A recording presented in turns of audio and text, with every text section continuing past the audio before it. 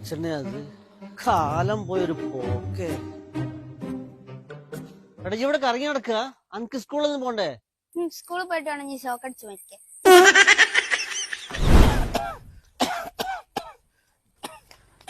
അല്ല ഇവിടെ നല്ല ഡോൾബി സിസ്റ്റം അയക്കണല്ലോ നിങ്ങള്.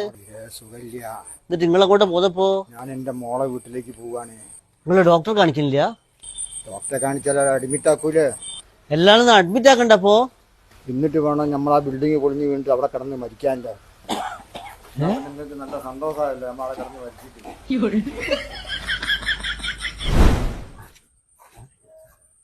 അല്ലടാ അനക്ക് ലോട്ടറി അടിച്ചോ? അല്ല, ആധാരം പണയം വെച്ച് വാങ്ങിയതാ. അല്ല ഈ അടുത്ത് വരുന്നത്? ഞാൻ അമ്പലത്തിൽ പോയിരാ. എന്നിട്ട് ഇപ്പൊ അങ്ങോട്ടേക്കാ? എന്റെ പുറലേക്ക്.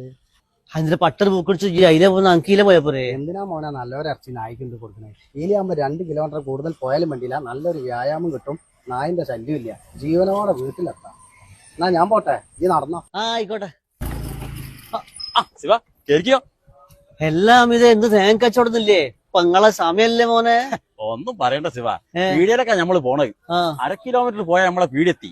ഈ കുണ്ടും കുഴി കൂടെ പോയാൽ നമ്മളെ ജീവനോടെ അടുത്ത് നമുക്ക് തോന്നുന്നുണ്ടോ? അതിനെ കൊണ്ട് ഇപ്പൊ എന്തായി, 2 കിലോമീറ്റർ ചുറ്റിയിട്ട് നാഷണൽ ഹൈവേ കൂടെ പോണം.